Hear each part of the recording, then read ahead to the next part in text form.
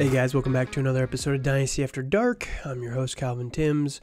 Still kind of getting through this cold, but, feeling a little bit better today. The cough's gotten a little bit worse, but I feel a little bit better, so funny how that kind of works. But you can find me over on Twitter at TDC_Calvin. My co-host, Dale, at Dynasty_Dale.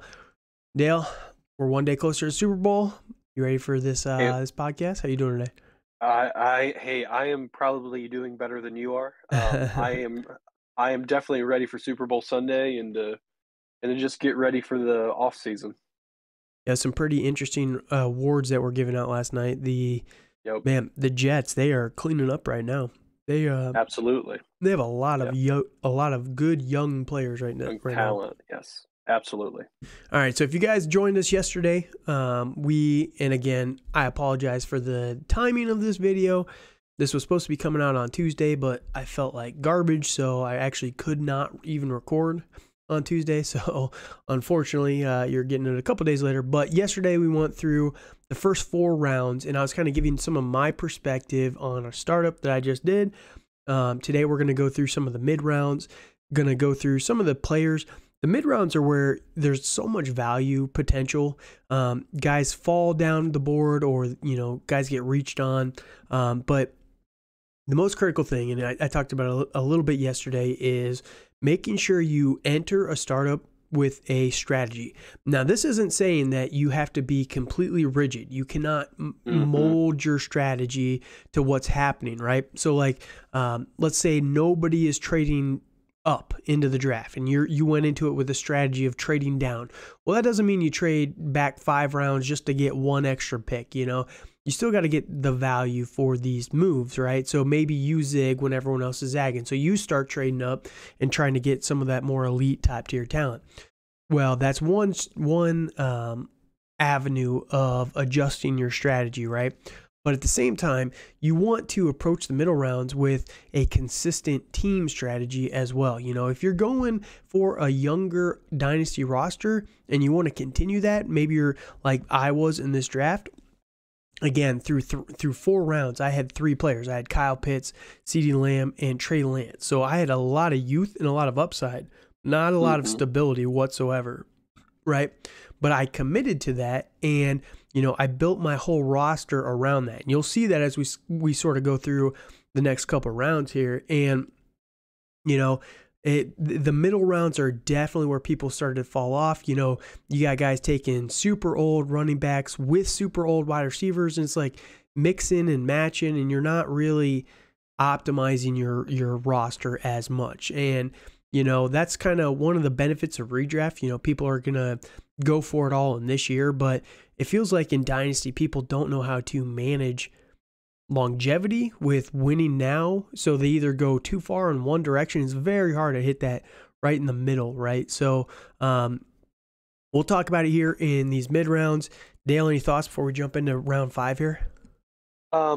The only one is I fully agree with you. It is really hard to kind of hit that sweet spot on how you're going to go into the draft. I feel people have an idea and then they get shaken up and they're like, oh my God. It's the downside of a slow draft too, right? Yes. But that's the downsides of a rust, man. That's what I'm telling you. Rust is real when you take a couple days off. But no, it feels like a lot of people go into it with a strategy, right? And then the slow draft, it's 3 days later and you're in round 3, right? And it's like, oh, what was I really planning? And, a week later and you're round 6. And it's like, man, I don't even remember what I was thinking about. That's why it's really important to kind of write stuff down as you're going through a slow draft. The slower it goes, the worse it is at losing track of what your thought process was. So it feels like a lot of people need to kind of touch up on slow drafts and some strategy behind that. But, we can save that for another day. So, that said, we're going to go through round 5 here. Round 5, we talked about pick number 1, Devontae Adams, Michael Pittman at 5'2", the 173, Dallas Goedert 5'4", and again, one quick time before we get into it. This is super flex, 2 running backs, 2 wide receivers, 3 flex, tight end premium of 1.75, 0.2 points per carry, PPR. So there, it's got all the stats you can want for all the different positions. They're all super valuable. Dallas Goedert at 5'4", Javonte Williams at 5'5". Man, there's too many Williams. Wilsons and Williams. It's killing me now. Yeah. Traylon Burks at 5'6". Man, I love Traylon Burks. The 1-8 at 7. Najee Harris at 8. DJ Moore at 9. And then this is where my next 2 picks finally came off the board. I was trading back like crazy, and all right, so then at my 2 picks here, I was trading back so much. Russell Wilson at 5'10". It felt like such a steal there. And then I did have the 6'3" from another trade that I was able to do. And I ended up trading up to get Jerry Jeudy back-to-back. Russell Wilson, Jerry Jeudy stack there. If you followed us at all, we really like Russell Wilson. We're going to talk on him a little bit more in depth with the coaching changes episode. But Jerry Jeudy, man, he was on fire last year when he was healthy. And, yes, stacking him with Russell Wilson, I thought in the late 5th round, that was just a steal. And then we had the 1-9 at 5'12". What are your thoughts here? I think in the 5th, it's the biggest thing I see is that Dallas Goedert went off in the early 5th, and with being a tight end premium, I'm surprised he didn't go sooner. I mean, with him being only the 5th tight end off the board, I think I'm more surprised at that. Yeah, it was kind of shocking. You know, I get it. I get the guys that went ahead of him, though. I do understand that, but yeah, no tight ends in the 4th round at all. It was kind of wild. Yeah, it's kind of odd. And then Adams going at 5'1", with his age, I still think he's going to produce for a couple years, but I still think that's probably a little high, like especially with that guy having Kupp and Adams. It could win him a championship, though, to be fair to him, I guess. But it very well could, but it very well could backfire. I really like Burks there at 5'6". I think that's a really good spot for him. I really like your Russell Wilson, Jerry Jeudy combination there at 5'10" and 5'11". I feel that's a very good spot for those guys, and I really like their upside in the next year or two. Oh, yeah, that's right. So I actually had another 5th. So I had the 5'6". I actually ended up trading out of that pick. That's how I got the 5'10" here, and I traded out of it for the 5'10" and a 10th round pick. The guy really, really had to have Traylon Burks there, so he really wanted Traylon Burks. So I got an extra 10th round pick for free, which was awesome. Who did I get with that pick? It was a rookie pick. I don't remember which one it was. We'll get to it. Off the board. That's the one annoying thing. Sleeper, come on. You have the ability. Let me assign picks to these instead. Let me just draft rookie picks. Why am I dicking around with that? But then I was able to. Yeah, I traded for the other 5th round pick, the 5'11", to secure Jerry Jeudy. Again, I had an early 6th round pick, but I wanted to make sure I got Jeudy there. I didn't want to let him slip to me around the turn there. But I gave up a 9th I got a 9th, but I gave up a 6th and a 7th. So I got a 5th and a 9th for a 6th and a 7th. So, just to secure my guy, I gave up 2 rounds later on. Didn't really matter too much. Again, I have a bunch of picks coming up. So still I'm up in picks currently, but yeah, it was kind of just too hard to pass up right there to make sure I got that stack of those 2 guys. The one guy that I wanted to touch on here, DJ Moore, man, I thought that was such a massive reach here at 5'9". Like, he went in front of guys, Hollywood, Jerry Jeudy, Godwin, J-Mo, Christian Watson, Pickens, Ayuk, Debo, like the guys that, like, I cannot get behind DJ Moore. We don't even know who the quarterback's going to be still, and it's just like, man, the DJ Moore truthers are the real deal, man. Yeah. Oh my gosh, Pittman at 5'2" was also pretty egregious. I'm not going to lie there. I do not like Pittman enough to even get close to justifying that, but they're, again, just like DJ Moore, the Pittman truthers are ridiculous, man. Yeah, I mean, I think I would rather have Well, I was about to say I would rather have Pittman than Moore, but they are the same age. I'd rather have So, more than Pittman, to be honest. I've seen more from Really? DJ. Like Pittman is True. all hype, dude, and both of these guys need quarterbacks. Yeah, it was just wild to me. It was wild. I was kind of sad that he told me before I made the trade for 5-6 that he was going for Traylon Burks, and I was like, man, I really want Traylon Burks. I don't know if I want to trade back here, but I was able to get Judy, so it wasn't too bad. But it was a little. I was kind of sad. I was like, man, I really wanted to get him at the right around the curve here, but it is what it is. Any last thoughts on the 5th? We'll jump into the 6th round here. None on the 5th. Okay, so Tony Pollard, 6'1". This was before the injury, too, so a little bit unfortunate there. Okay. A little unfortunate there. Tony Pollard was looking like he was going to be a very hot commodity going into this offseason. Got injured. That's the one risk of doing early startups, but, you got to kind of balance that a little bit. That's the one downside there. I took George Kittle at 6'2", Hollywood Brown at 6'3", Nick Chubb at 6'4", which one is this? Jamison Williams at 6'5", Chris Godwin at 6'6". I love Chris Godwin. I feel like he's such a steal right now. Christian Watson 7, Pickens at 8, Kirk Cousins at 9, J.K. Dobbins at 10. I was really hoping J.K. Dobbins would make it to my next pick in the. Oh wait, no, I didn't have another pick for 2 rounds, so I was kind of out of it for a little bit here in the middle of this draft. Daniel Jones at 11, Derrick Henry at 12, and this is the same guy that has Cooper Kupp and Devontae Adams again. Oh, it's just so old, man. It is so old and so risky. What are your thoughts? So my biggest takeaway, I cannot, again, we've touched on it already with Kyle Pitts at 3-1. I took George Kittle at 6'2". George Kittle is still a top 3 tight end to me in Dynasty. I understand Kelsey. I get it, but Kelsey's not in the top 3. He's probably my 4 right now, just purely due to age. If you want to win, Kelsey's the 101, right? That's just kind of how it is. But Mandrews, Pitts, and Kittle are still my top 4 guys just because of what they can do. And I mean, Pitts has a lot of potential, to be fair. He hasn't really done it yet, but Mandrews and Kittle, they have so much upside. And I'm like, dude, I got Kittle in a tight end premium at 6'2".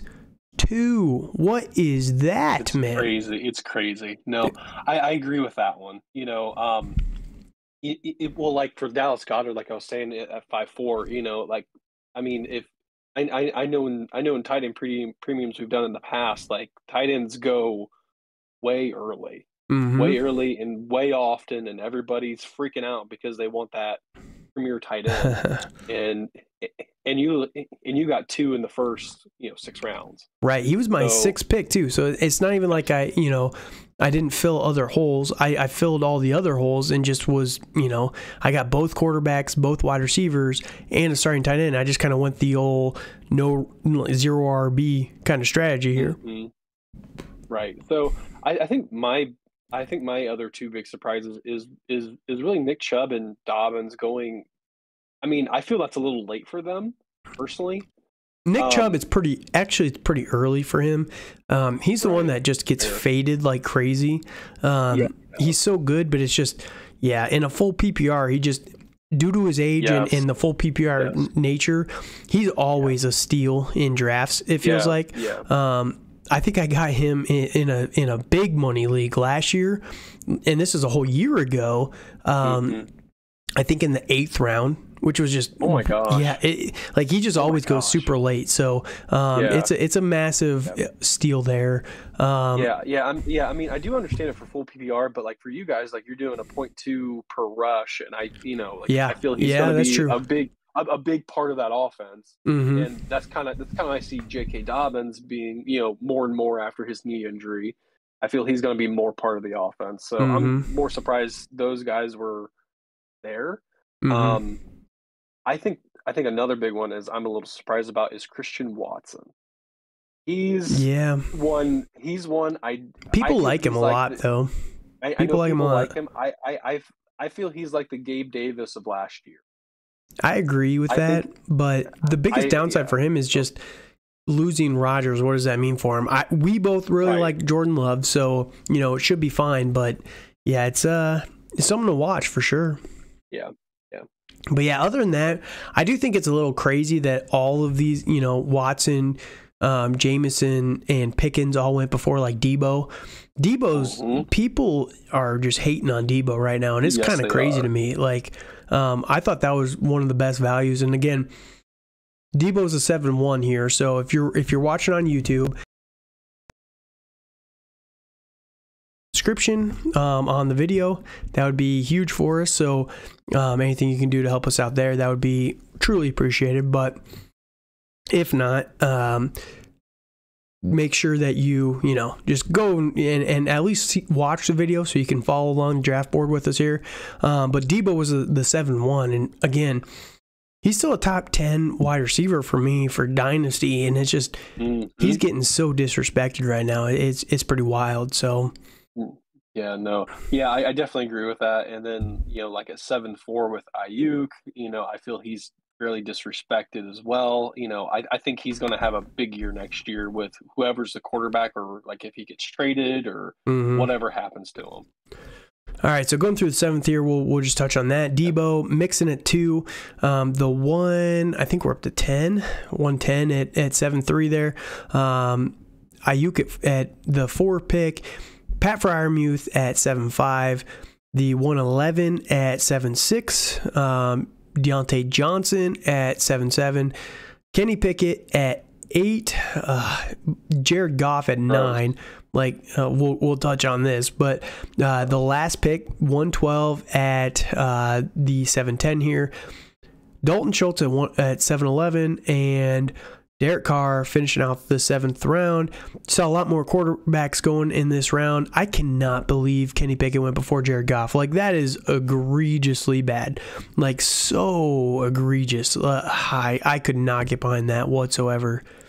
Yeah, I'm surprised Pickett got picked before most of the quarterbacks that are in the later rounds. Right. Honestly, he's just so bad, man.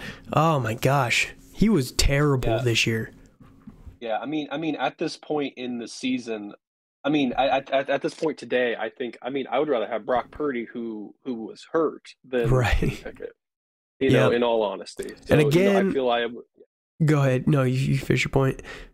Oh yeah, it's all I was gonna say. I feel the offense for San Francisco is more suited for Brock Purdy's his style compared to Kenny Pickett, who has small hands and has a bad offensive line and stuff. Yeah, so the other thing that I saw in this round, so 1, Jared Goff is egregiously low. 2, we touched on it last time, but the rookie picks, man, what is this? I mean, the 110 ahead of Brandon Ayuk, and Pat Freiermuth and Deontay Johnson, Jared Goff, it's just so ridiculously high on these guys. And I get it, people are excited, but we've already gone through our top 24 guys there. There's nobody at the end of the first that I would want over most of this round and most of next round even. It's so egregious, and it's just the fear of missing out there. I had no picks in this round, I don't believe. So, I had to sit out the entire 7th round. I believe, no, I had 1 pick in the 8th round. So I missed the entire 7th because I traded up to make sure I got Judy there. So, kind of worth it. But it was just a fun one there. So we go through the 8th round here. Mac Jones at the 1 spot there, and Jahan Dotson at 2, the 2-1 at 3, and it's just, again, why? Dameon Pierce at 4. It's like, come on, man, who are you going to get at 2-1 that is not worth Dameon Pierce, right? Just take Dameon Pierce. Yeah, right. Right. Especially going off that, that guy has, he has 4 rookie picks, right, in that already. I know, man. It's wild, man. It's wild. People are excited, I guess. Matt Stafford at 5. This one was interesting, I guess. Stafford's kind of tough to gauge right now. James Cook at 6. Brock Purdy was at 7, and okay, so this was my pick, and we'll touch on him real quickly here. The reason why I took Brock Purdy at 7 here was he was currently starting for the Niners before the injury. He was looking so good. He had just won the second playoff game for them. So, I was looking at it. I had Lance already. I had to make sure that, just in case there was ever any chance that Purdy wins the starting job away from Trey Lance, I got to make sure that I got a quarterback here. So, it was more of a securing the Niners backfield or quarterback field, I guess, just because of how reactionary people were in this draft. I just wanted to make sure that, I didn't get sniped on because realistically, I probably would have taken Purdy in like the 10th round, but I didn't think he would make it there. So just had to make sure I secured him there. Terry McLaurin at 8, Christian Kirk at 9, Keenan Allen at 10, Calvin Ridley makes an appearance at 11, Geno Smith at 8-12. So what are your thoughts on the 8th round here? There's a lot of value here. I agree with you. There's a lot of value. I mean, starting off for me, like, I really like Jahan Dotson. I think he's going to do well with a new quarterback. As long as it's not Carson. I think he's going to do well. Dameon Pierce for this year. I'm not a huge Dameon Pierce truther, but really at in the 8th round though, it's pretty good. In the eighth round, I would be happy to take him there and feel comfortable starting him. James Cook is going to be interesting, like all depending on what happens with Devin Singletary. Having McLaurin, Kirk, even Keenan Allen is a decent value there. And I think the biggest wild card of them all is, ironically enough, is Calvin Ridley. Yeah, he's tough, man. He could be a top 5 wide receiver, like realistically. I know he can be. And I'm very excited for him next year. It's being paired up with Lawrence. Yeah, so my thoughts on this round, again, rookie pick, why? I was actually kind of hoping Mac Jones would have made it to my 7th round pick. Like, I didn't necessarily need Brock Purdy, but when you look at the guys that are still on the board, Aaron Rodgers, Geno Smith, Jordan Love, wasn't the best selection of guys left at that point. So that's why I kind of went with Purdy because of how good he's looked as a rookie and everything. He's young, and then it just also secured me the backfield there. But I was really hoping that Mac Jones or Dameon Pierce would make it to that pick, and I just take them there. But they both got taken right before me, so it was it kind of bummed me out there. But I was really hoping to be able to get Dameon Pierce there at 8-7.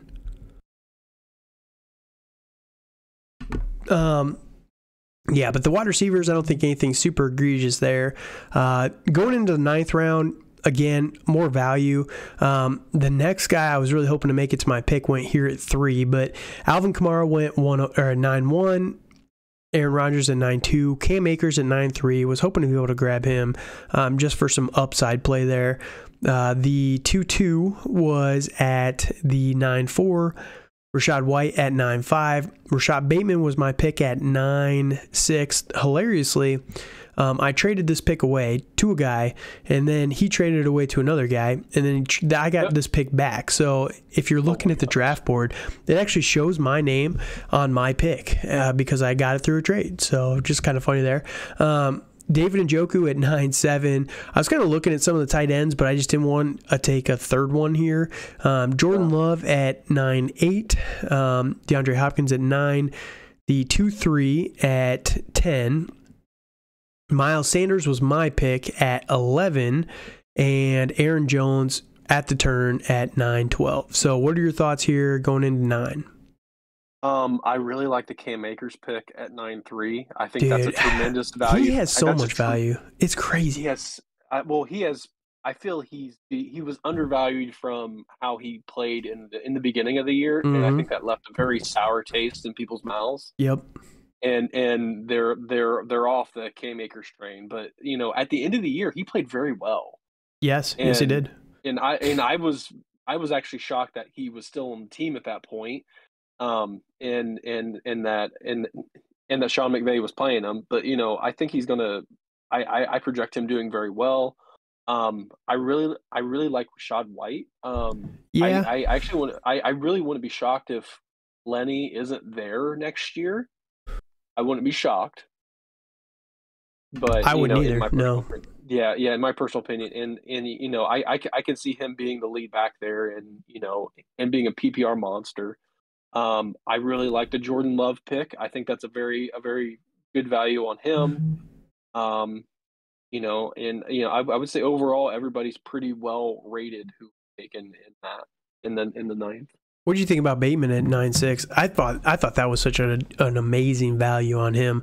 I was kind of split between, him and Amari Cooper, but yeah, Bateman, dude, as my third wide receiver, felt too good to pass up. That is true. Yeah, I feel better with him being the third wide receiver than like your one or two. Yeah. I would feel really bad if he was your one. I think that would have been a mistake, personally. Yeah. Oh, dude, if But I'm not taking a wide receiver till the ninth round, arrest me, please. I know Please. that. No, I agree with that. So, but yeah, as your third wide receiver, I think he is very good there, and I think it's my biggest concern is if he's going to have Lamar and if he stays healthy. Yeah. So like Yep. those are, I wouldn't say he's quarterback proof, but I think he'll be fine. Whoever plays quarterback, but he just needs to stay on the field. Yep, I agree with that. I would agree with that. So, Miles Sanders at 9.11 for me was kind of just getting the last of the guy. Like, the guys that went after him, I just don't. They kind of all dried up, and I already have 2 tight ends at this point, 3 quarterbacks, and 3 wide receivers. Wanted to get one of these guys here, and just kind of start to fill that hole a little bit. Miles Sanders, he's someone that's been really, really good. He also has the potential to go to a new team. So, there's some trade value potential with him. He's not like a young guy. He's the only pick that really doesn't, go 100% with my draft strategy. But, at this point in time, there were no running backs that were really worth it that were like younger, you know what I mean? Like he's kind of the youngest of the potential upside guys there. So that was my thought process behind him. But what do you? Is it an egregious one or what? I don't think it's a bad. I think he's well valued there. I think that's about where he should go. Yeah. I think I'm not. I've been burnt by Miles Sanders before, so yeah. I don't. I stay away from him. I have to. I probably would have gone with a running back in Green Bay, not named Aaron Jones, but the problem with AJ Dillon, man, you got burned by Miles Sanders. I got burned by AJ Dillon this year, and that burn does not go away. Like that is one where I was just like, dude, I just don't want him again. I don't want him again whatsoever. Yep. I fully understand that. And there was one other slight, kind of thought process to getting Miles Sanders here. So if you look at my team up to this point, right, I've got Russell Wilson, who I think is going to be much, much better with Sean Payton. I had, and this was, I think I actually drafted Russell Wilson before they had Payton. So, even bigger upswing for that. Then I have Trey Lance / Brock Purdy, which should be fine there. Whoever it is ends up being there. Kyle Pitts, George Kittle, CeeDee Lamb, Jerry Jeudy, and Rashad Bateman. Like that roster can actually compete pretty well if they're all healthy and everything, like no injuries or anything. But like it's kind of a sneakily good roster. And then if Miles Sanders goes somewhere as a free agent and gets a starter's role somewhere, like it's not 100% in line with the rest of my draft strategy here, but he could definitely go somewhere and fill a decent hole at running back that this team has, so like it was kind of a double-edged thing of, there's the trade value plus there's the new team value plus he can fill and maybe help me win a title value as well. So some thoughts there on him. Now the last round we're going to talk about here today, Dalvin Cook at 10-1, Greg Dulcich at 10-2. My pick here was the 2-4 at 10-3, and this is actually where I think the picks are a little overinflated, but they're close at this point in time. But we'll talk on that here in just a minute. Darren Waller at 4. I was really debating between the 2-4 and Darren Waller again. Darren Waller in the 10th round is just madness. Like it's so dumb. Amari Cooper at 5, Mike Evans at 6. I doubled up on rookie picks, got the 2-5 at 7, Cole Kmet at 8, A.J. Dillon at 9, Darnell Mooney at 10. That one was kind of egregious. The 2-6 at 11, and then Juju at 12. So what are your thoughts here on the 10th? Very interesting picks. I mean, this is where it all starts to kind of, just disperse, right? Where it all kind of goes, you just get your guy at this point. Yes, and I agree with that. I really like the Amari Cooper pick at 10-5. I think for you it was smart to get a rookie pick there. I feel you were good enough at tight end with Pitts and Kittle. Yep. That you really necessarily need Waller. I know that's why I was kind of. I did it last year where I went and I think in the 10th round I got Hunter Henry. Coming off of, his top 10 performance that last year. And it's just like, I got burned by that. And I'm like, dude, what if Darren Waller never comes back to form? And I'm just, investing in him everywhere. And it just burns me so bad. So I was, more or less just trying to mitigate the burn a little bit on that pick. But yes. I really liked that. I was thinking between him and Evan Ingram. Like, Evan Ingram was so interesting as well. And Amari Cooper. So it was the rookie pick, Amari Cooper, or one of the two tight ends. And, I just wanted to, my whole thought process with the rookie pick was because I needed another running back, I didn't like the guys that are on the board at this point in time, right? At least at that value, at early 10th round. So I ended up going for a guy because we've talked about it many times with our if you go listen to our top 24 breakdown of our second round and everything, I really truly think that I can maybe get even a Kendre Miller, an Israel Abakanda there at the 2-4 in the rookie draft, and it's going to be a guy that can potentially be a long-term stud for me in the middle second. So, and that's what, both of those picks, I have a little bit of flexibility. Maybe I can get a Hendon Hooker if he lands in a good spot. I can get whatever the best value is there, like for some reason, let's say, because for whatever reason, Michael Mayer falls to that point, man, I might be able to even get a Michael Mayer there and kind of fill that hole there. So it just gives me a lot more flexibility, and I like the long-term potential a little bit more than Darren Waller and Amari Cooper. Yeah, no, I see that. I mean, I'm definitely worried about Waller's longevity. I don't think he has a lot left in him. Yep. I can see a year or two, and I think they're going to. I don't really think they're going to compete in Vegas. So he might just, he just might just be a tragedy of the rebuild. So. Yep, it's possible. In all honesty, I really like Amari Cooper. I think he's going to do great with Watson. So I think that would have been good. I mean, I like A.J. Dillon, but I understand you and his history, and I fully understand that. I think what you did there was good, and I agree. I don't really have a running back.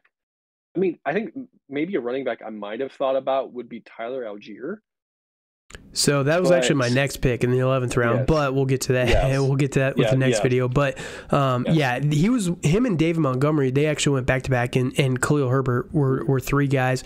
I was okay with getting any of those three guys, to be honest with you. So that's why I was kind of punting on it one more round, and just going for the rookie picks because I had the extra picks at this point in time. So, it's more that thought process, but no, I'm with you 100% there. The biggest, most egregious pick in this round was Darnell Mooney at 10-10, and I was like, dude, why? What are we doing here? I get it, the wide receivers are not that exciting, but like Donovan Peoples-Jones, Kadarius Toney, Gabe Davis, whatever your thoughts are on him, Mike Williams, Elijah Moore, John Mechie, Tyler Lockett, all these guys went after him, Cortland Sutton, Rondale Moore, Brandon Cooks, like, why are we taking Darnell Mooney so high? Like, what are we doing here? I think people see him as Justin Fields number one, but they're going to draft JSN, man. Like, they're going to trade back a couple times and draft JSN. No, I agree, and I mean, like with that, like or they're going to trade for Higgins. I've been seeing that, and and then I've also been seeing them trading for trading for DeAndre Hopkins in like a I don't see that one happening whatsoever. I don't see that either. But maybe if it's like they're just swapping picks, maybe. But and he's a throw-in. But yeah, I don't really see that one happening. But the one kind of underdog candidate would be Brandon Ayuk. I could really see him being on the move this year. I think he is too, because he's coming up on that 5th-year option. Yep. And I kind of think the Niners want to move him, and that's what I've been hearing. I mean, they're paying Debo a ton of money, and it's like they can, for whatever reason, they cannot get Christian McCaffrey, Kittle, Debo, and Ayuk all firing at the same time. So it's like, why pay all of them? You're paying Kittle, you're paying Debo, you're paying CMC. It kind of just leaves Brandon Ayuk as the odd man out. Just get a get a 2nd round, 3rd round wide receiver and move on.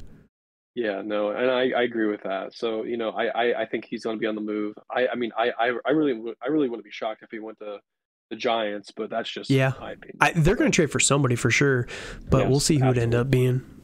But all right, so that is the 10 rounds here. We'll quickly just go through all the teams. So, excuse me. Ah, man, this damn cough. So, team 1 here, I'm just going to kind of recap his whole team now. And you can kind of see, so, I kind of hammer him a little bit for not having a draft strategy. He did have a strategy. It's very much win now, but I just don't like the way that he kind of did it. Josh Allen, Lamar Jackson. I like his young quarterbacks. Mark Andrews at tight end. Cooper Kupp, Devontae Adams, Deebo Samuel, DeAndre Hopkins are all his wide receivers. I mean, dude, he's got like 2 years until he needs an entire new wide receiver room there. Yep. Even Debo, I'm a little nervous about that. But Nick Chubb, Derrick Henry.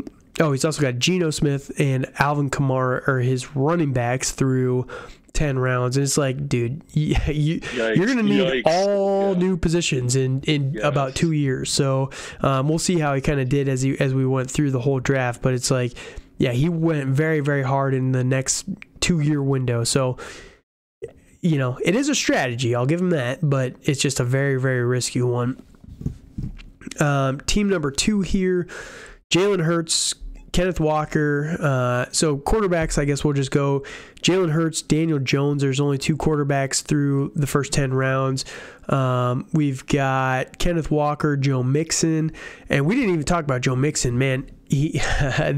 That's the one downside of early startups, man. He might not even have a running back anymore. He might have lost a 7th round pick completely. Yeah, like completely. No, I agree with that. And like, I mean, I wouldn't have. I don't like Mixon anyways, so he would have been off my draft board. But same. Yeah. Yeah. I mean, but like, especially after the news a few weeks ago, he is way off my draft board. I'm not even getting. Hawkinson for his tight end, and then Calvin Ridley. He's got Michael Pittman and Garrett Wilson. He's got some younger wide receivers. I mean, really, he's not young, but he's not old either. So there's possibly a couple years.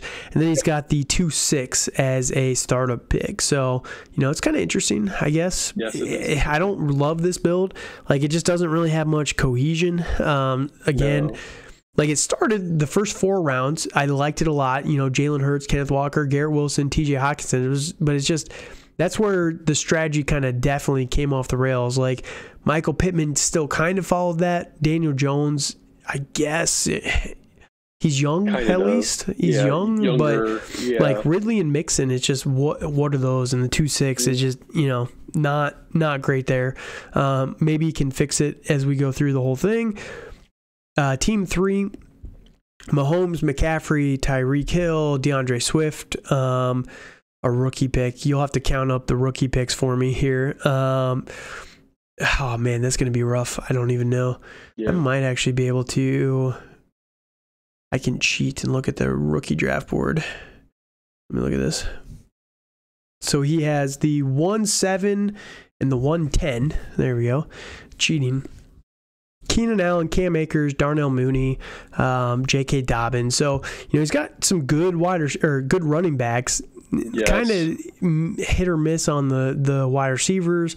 He's got some youth because of the rookie picks, 1-7 and 1-10. Those should be some good players, but you know, went really hard on the running backs, which kind of risky there. And he only has one quarterback through 10 rounds, which is kind of iffy as well. Yes. Any thoughts on his team? I don't really hate his team. I think it's a fairly competitive team. Yeah, it's I'm not not. bad. It's just I'm not in love with, I think having Keenan Allen as your wide receiver too, yeah. and like in Mooney as a potential flex, Especially knowing and you're it's gonna have to gonna use one of those two rookie picks on like a rookie picks Levis or a Richardson or something. That's probably. the risky part. Yeah, definitely. So, I can see him going with like Levis or Richardson with 1.7, and then Yep. getting somebody, and then getting like maybe like a Jordan Addison, or Yeah, or Butte something, or or somebody. Yeah, yeah, somebody like that. Quentin Johnson at maybe if he falls 110. that far. Yes. So it's not Yeah. bad, but it's just it's kind of scattershot. He's got Yeah. he's got older elite weapons, but Mm-hmm. young unproven ones. It's kind of just I don't know. I don't love it. Yeah.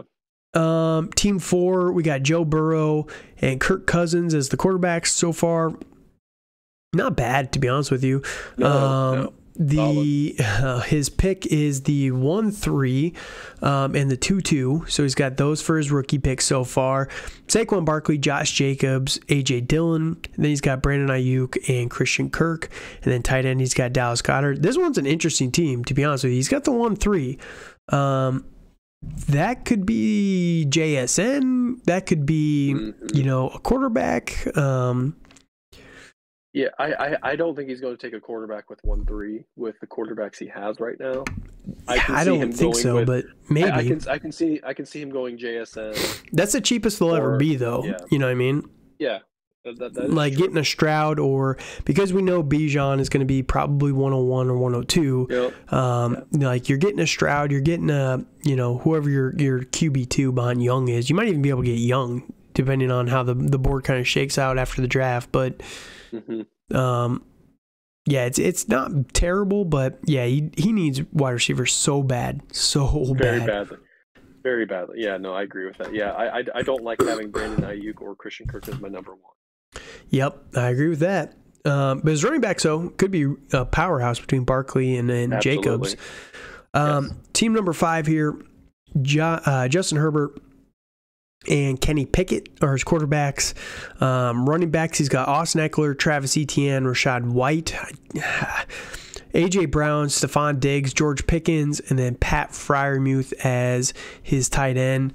I mean, dude, this one is just so scattershot, dude. It's interesting, yeah. It's so all over the board, and that's the problem. Like, you go A.J. Brown, you go Stephon Diggs, elite wide receivers, and you follow it up with your wide receiver 3 is George Pickens. It's like, okay, maybe he develops into something better, but, you took him over Deebo Samuel. Like, just take Deebo there, and you got a powerhouse couple guys there. Again, you got Justin Herbert. Why go Kenny Pickett over Jared Goff? It's just, the missed opportunities. Like, I don't hate it whatsoever. I think that there's a lot of potential, but it's just like you need all the edges you can get, Mm-hmm. Yeah, no, I agree with that. I'm just going back to what you said earlier. Like, in these rounds, you kind of pick who you guys pick your guys, and like maybe for him, Kenny Pickett was his guy. I think that's a mistake, I mean, if Kenny Pickett is your guy, you need a new guy. I'm just gonna say. Yes, well, I agree. I agree with that, but like that could very well be like he could have just seen, like he was maybe trying to pair up Pickens and Pickett, and stuff like that. He could have been doing that, but I don't think that's a strategy I would have picked as my quarterback 2 with Pickett. Yeah. So this team could definitely compete, but it's just, I mean, that's the one problem. You pass up so many advantages, and it's just like, I don't love it. My team now here at 6. So you can see if you're following on YouTube, man. Do I have the draft board up? Let's make sure I got the draft board up. I do. So if you're following on YouTube, you can just see how much I've traded all over the board. Round 8 is where I finally picked up my own spot. Round 9, I had my own pick via trade. So it was just kind of funny how the board falls here. The one nice thing is I'm just making sure, doing some quick counting here. 7. Yeah, I was 2 picks up at this point in time. So, that's the one benefit there. of trading around so much. The top 120 players are so much more elite than, you know, the rounds that we're going to touch on in the next video. And, you know, it's just the value that I think I was able to get by getting 2 extra players in that grouping. You know, it's just so much more advantageous. And I also have the extra picks, and I also have the, you know, the first round, the second round. So, you know, I just think that's why I like trading so much. But, you know, my team so far: Trey Lance, Russell Wilson, Brock Purdy at quarterback. Miles Sanders is my only running back at this point in time.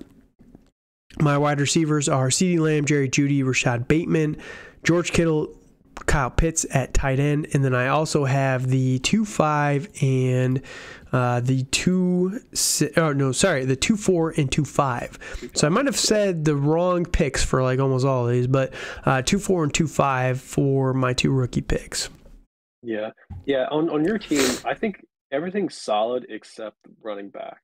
Yeah, and, which again, that's what the rookie picks hopefully felt. And then I took a lot of shots here in the next couple of rounds as well. So, yes. I mean, I will say for you that I've noticed in a lot of your other leagues that you typically get a lot of good wide receivers and you don't focus as much on the running back. Yeah. Or all the leagues where I focus too heavily on the running backs, I just got shafted this last year. Yes. So, you know, that's been great. But so trying to self-correct a little bit. Yeah. Yep.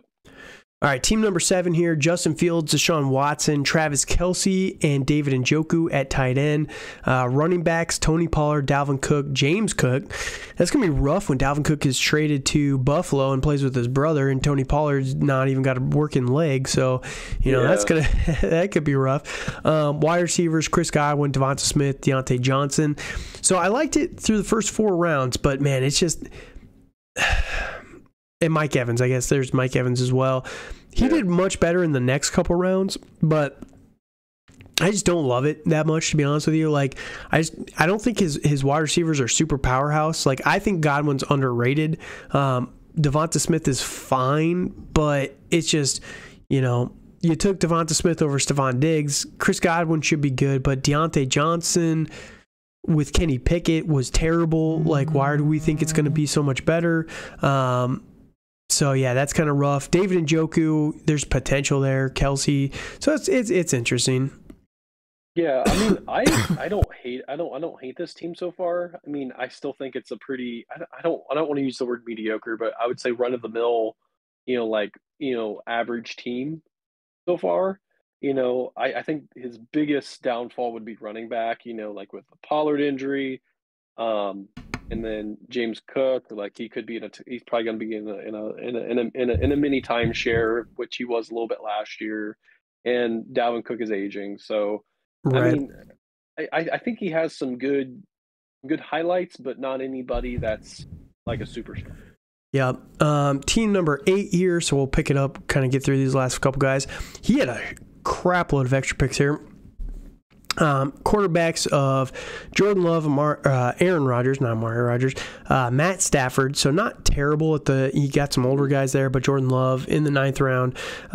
Running backs are Najee Harris, Breece Hall. His wide receivers are going to be Jamar Chase, DK Metcalf, Jameson Williams, Terry McLaurin, like that. And then Cole Kmet at tight end. Don't like that.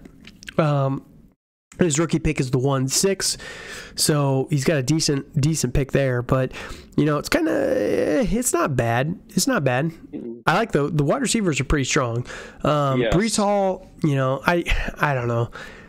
I just don't like taking Breece Hall when you don't have a quarterback that early, But I think he was able to overcome a little bit with these guys later. But it'll be interesting to watch this team specifically. Yeah, I think it's pretty. I mean, I don't hate this roster. No, I don't. I think it's good. I do agree. Like, I do worry about Breece Hall coming back. I think he's going to be, I think we've been burdened by Adrian Peterson's ACL recovery back a decade ago, and coming back like a superhuman on some of these guys. And sometimes the knee injuries are a little bit more tricky than what we think they are, and they're not as quick of a recovery. So, that's something to look for Brees Hall. But I think they're going to be more cautious with him. Um, I don't mind Cole Kmet. I think he's going to be a decent tight end for Justin Fields. I know you're not in love with him, but I don't mind him there. And I really like his wide receivers. I think that's the shining star of his team so far. Yeah, definitely agree with that. All right, so team number 9 here, Trevor Lawrence, Jared Goff. Got a steal on Jared Goff, in my opinion, are his quarterbacks. Darren Waller in the 10th round is his tight end. That is just, love that. Dameon Pierce, Ramondre Stevenson, Javonte Williams at running back, not bad. Jalen Waddle, Javonte Waddle, man, all over the board here. Amon-Ra St. Brown and DJ Moore are his wide receivers. No rookie picks yet. This is a good team. It's a very, very good team. He got very good value in the later rounds here, that he really kind of pulled his team together a little bit here. Javonte, if he can return to top 5 value. DJ Moore, again, he took him over a few guys I'd rather have over DJ Moore, but it's not egregious as your wide receiver 3. Jared Goff was a nice value there. Dameon Pierce was a nice value. Darren Waller in the 10th round should be illegal. So, it's pretty good. Yeah, no, I agree with that. I think the big thing, like, I feel he reached on a lot of guys, but I feel I think with how his roster looks, though, I think it's okay because he does have a lot of star potential and a lot of talent and a lot of talent. Yep. It's not a lot. It's not a lot of huge superstars, but like you do have a lot of potential home run hitters there. Yep. So team number 10, this one was the one that was so bad to me. We'll talk on him here in 1 second. So Kyler Murray is his only quarterback so far. No running backs. Chris Olave, Drake London, Treylon Burks, Marquise Brown. I mean, he went so hard in the paint on rookie potential. Greg Dulcich, and then his rookie picks are the 1-2, the 1-12, the 2-1, and the 2-3. So, I mean, he is just punting, absolutely punting the season. It's just like, yes.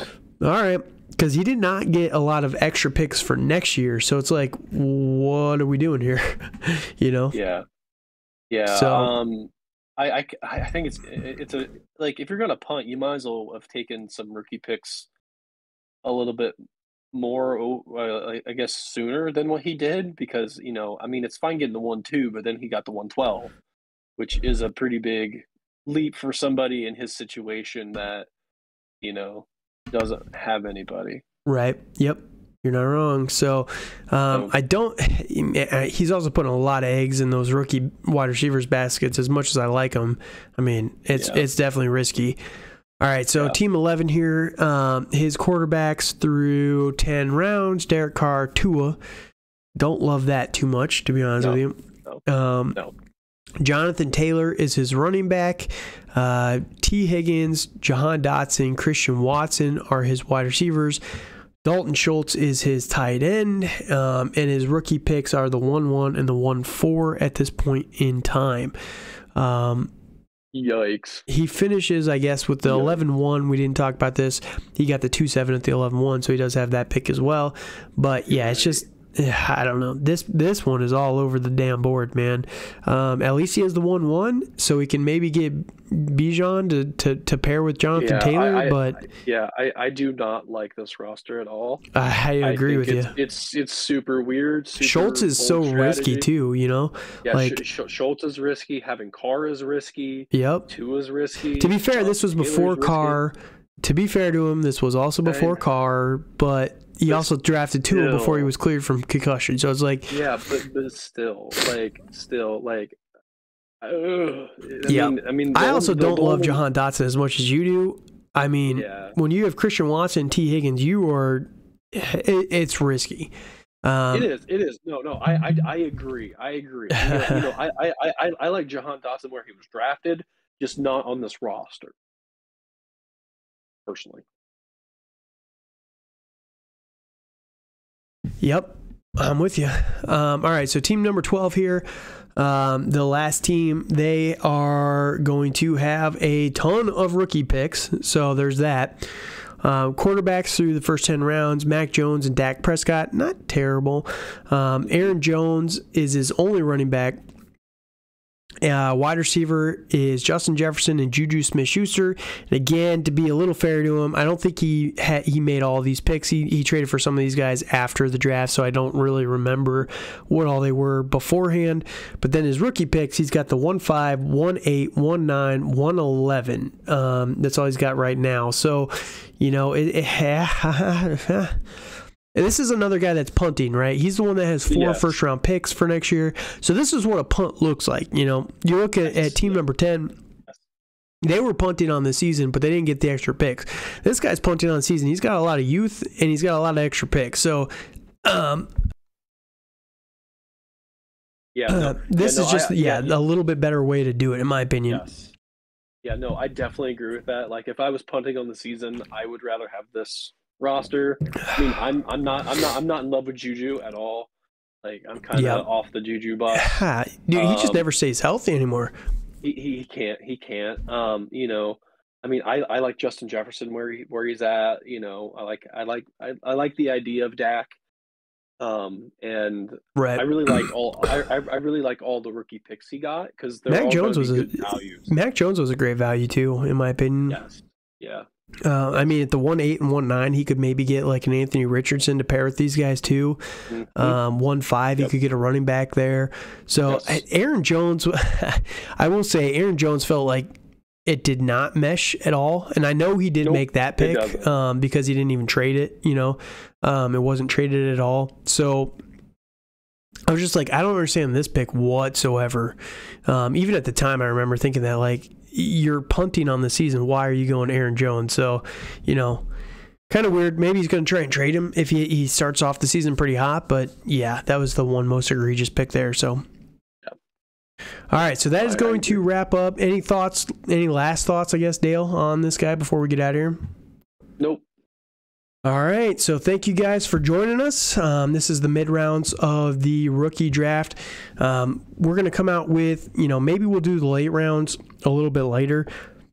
I don't want to double up videos in the same day, because I'm going to give you guys some time to process this a little bit, that you're not just kind of rushing through it. So maybe we'll come out with this one next Friday, the late rounds, and we'll just kind of wrap up the rest of the draft there, kind of go through all the rest of the teams a little bit there, a little bit more in depth, kind of look at the whole grand scheme of draft strategies and things like that. And then we can next week, we're going to start on the coaching strategies and the coaching changes that were taking place across the NFL and the impacts that we think on all the Dynasty players there. So just to keep it rolling, we might just do it that way. But yeah, let us know in the comments if you have any thoughts on the draft so far, who you think the winner is through the first 10 rounds. If there is a winner, there should be. There's always a winner, right? Yeah, there. But yeah, let us know your thoughts while you're looking at this. And yeah, just hit us up on Twitter. Again, you can find us on Twitter at TDC_Calvin, at Dynasty_Dale.